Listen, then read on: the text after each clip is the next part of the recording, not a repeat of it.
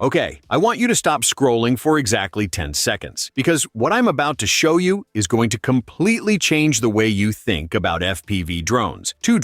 Two totally different philosophies. One promises you freedom, the other promises you cinema. And by the end of this video, you are going to know exactly which one belongs in your hands, and which one would be an expensive mistake. I am talking about the brand new Antigravity A1, a drone so futuristic it literally lets you see the world in 360 degrees, versus the DJI Avata2, which has been the gold standard in FPV flying for a while now. And before you ask, yes, I flew both of them. Yes, things got a little chaotic. And yes, I will tell you everything. But stick around, because I am saving the biggest surprise for the very end of this video. Trust me, you do not want to miss it. I am your host, and welcome back. If this is your first time here, first of all, great taste. This is the channel where we break down the tech that actually matters without drowning you in specs you will never use. Now, let's get into it. Let me introduce you to these two incredible machines.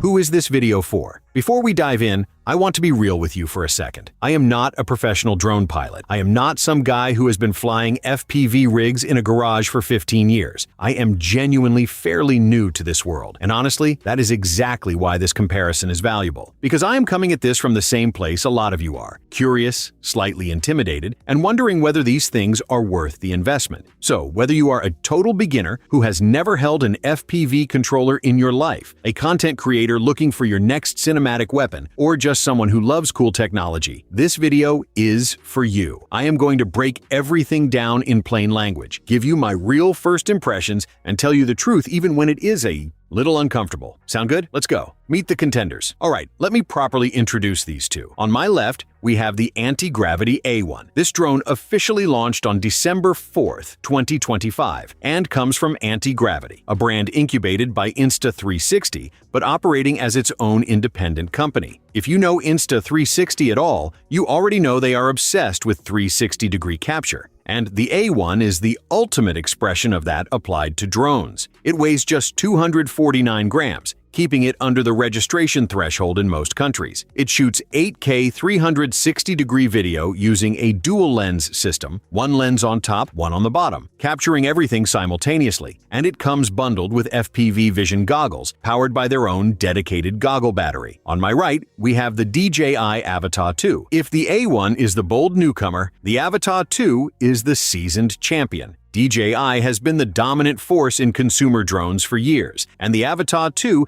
is their premium FPV offering, designed for smooth, cinematic footage with a fixed forward-facing camera, powerful stabilization, and an incredibly refined flying experience. It comes with its own FPV goggles that have the battery built right into the headset. Price-wise, you are looking at similar territory for both, though exact pricing can vary depending on the bundle you choose. So always check current listings before buying. Two very different visions, two very different experiences. Let the battle begin. The Goggle Battle. Let's start with the goggles, because honestly, the goggle experience is what makes FPV flying so special and so different from anything else in the drone world. When you put on an FPV headset and you see what the drone sees in real time, it genuinely feels like you are inside a video game. The first time I experienced it, I literally laughed out loud because I was not expecting it to feel that real. So let's compare what each brand is doing with their headset. Design. The Antigravity A1 Vision goggles have a unique setup worth explaining clearly. The goggles use a dedicated external goggle battery that connects via a USB-C to DC cable. So rather than having the battery built into the headset body itself, you do have a separate battery pack to manage. When you set it up the first time, getting the cable plugged in and the antennas extended correctly takes a minute to get used to, but it becomes second nature quickly. And here is where the A1 goggles do something genuinely brilliant. There is a live external display on the front of the unit. When you are wearing the goggles, anyone standing nearby can see exactly what you are seeing on that front-facing screen. It is a small detail that becomes a huge social feature, especially if you are flying at an event or showing off to friends. Very smart design move from Antigravity. Now the DJI Avata2 goggles take the completely opposite approach. And I have to tell you, the moment I put these on, I understood why DJI has such a loyal fan base. The battery is built right into the back of the headset. It wraps around your head in a balanced way, with weight at both the front and the back, and there is a forehead pad that just makes the whole thing feel premium and secure. Zero cords, zero lanyard. You just strap in,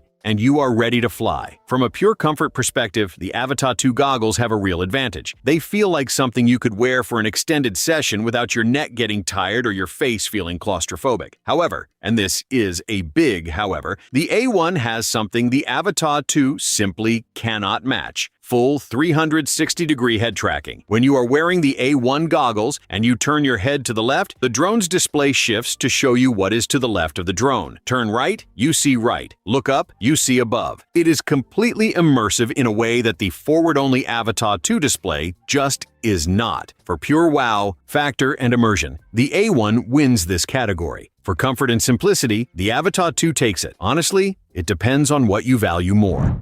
The drone body showdown. Okay, now let's talk about the physical drones themselves, because these two have wildly different design philosophies, and that difference matters a lot more than you might think when you are actually out in the field. Let me start with the DJI Avata2. This thing has what I would call a unibody design. It is essentially one solid, compact piece. The propellers are integrated into a protective duct structure that surrounds them, meaning if you accidentally clip a wall or a tree branch, the drone frame absorbs the impact rather than your propeller blades. It is a rugged, no-nonsense design that prioritizes durability and safety above everything else. For someone like me, someone who is still learning and who has definitely flown a little closer to walls than I intended, that kind of built-in protection is genuinely reassuring. The Antigravity A1 is a foldable drone. The arms unfold outward, and the retractable landing legs automatically extend on power-up and retract after takeoff, giving the camera lenses a completely unobstructed view during flight. When folded, it has a noticeably smaller footprint and fits easily into a backpack. That is a real practical advantage if you are traveling or hiking to a shoot location. However, once you unfold it and extend the arms, the A1 actually takes up more total space than the Avata2. More width, more wingspan, and while optional propeller guards are available as an accessory, the A1 does not have built-in ducted propeller protection the way the Avata2 does. So if you clip something hard, your props are more exposed. That is a trade-off worth thinking about depending on where you plan to fly. Here is something I noticed during my indoor test flight that really stuck with me. When I was flying the Avata2 inside the studio, it was beeping constantly. Obstacle avoidance sensors going absolutely crazy, warning me that the space was too tight. When I switched to the A1 in the same space, it moved through smoothly and quietly. No warnings, no hesitation. Part of that is the design, part of that is the sensor setup, and part of that is the fact that the A1 simply does not have the same level of obstacle detection built in. Depending on how you see it, that could be freedom or a risk, but it made for a much more fun indoor experience. I will say that much. Controllers face-off. The controllers. Let's talk about these, because for something you are holding in your hands the entire time you are flying, the feel of a controller matters more than almost any other physical element. Both controllers share a similar fundamental layout: a trigger on the underside, a few buttons on the face, and a general ergonomic shape that is meant to be held comfortably with both hands. But the differences between them reveal a lot about what each company thinks flying should feel like. The Antigravity A1 uses what Antigravity calls FreeMotion technology with their grip controller, and it is genuinely different from anything you might have used before. There is no traditional dual-stick layout. Instead, you hold the grip like a TV remote, point it in the direction you want to fly, and squeeze the trigger. The drone follows your aim. It is designed to be significantly easier to learn than traditional drone controllers, removing the steep learning curve of dual-stick flying. There are also customizable buttons, C1 and C2, on the left side, plus mode switches for normal, sport, and scene. The trigger pull has a firm, deliberate feel that makes every input feel intentional. For experienced pilots,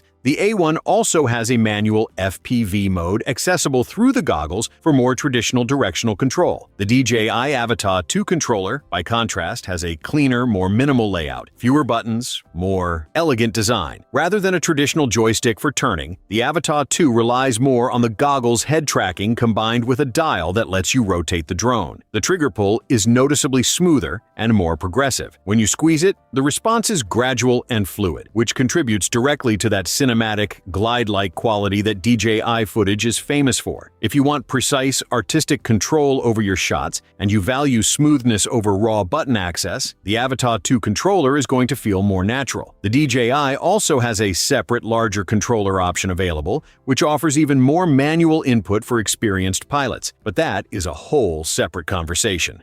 Specs that actually matter. Alright, I know what some of you have been waiting for. Let's get into the numbers. But I promise I am only going to talk about the specs that actually affect your life as a user. We are not going to sit here and debate sensor sizes for 8 minutes. Here is what actually matters. Video resolution. The Antigravity A1 shoots in 8K across its full 360-degree sphere using a dual 1/1.28-inch sensor system. One lens on top, one on the bottom. For content creators, this is a game changer because you can reframe your shot entirely in post-production. Wide, medium, close-up, even overhead, all from a single flight. The DJI Avata2 shoots in up to 4K at 100 frames per second on its forward-facing 1/1.3-inch CMOS camera with a super-wide 155-degree field of view. One important correction I want to make here. 4K maxes out at 100 frames per second on the Avata2, not 120 frames per second. That 120 frames per second slow motion is only available when shooting at 1080p resolution. Still stunning for cinematic work. Just worth knowing the accurate number before you buy. Battery life and flight time. The Antigravity A1 gets up to 24 minutes with the standard 2,360 mAh battery and up to 39 minutes with the optional high-capacity battery, though that larger battery pushes the drone above 249 grams, which could trigger registration requirements depending on your region. The DJI Avata2 delivers approximately 23 minutes of max flight time per battery. Both are fairly matched here, and both reward you for carrying spares. Transmission range. DJI has a clear edge.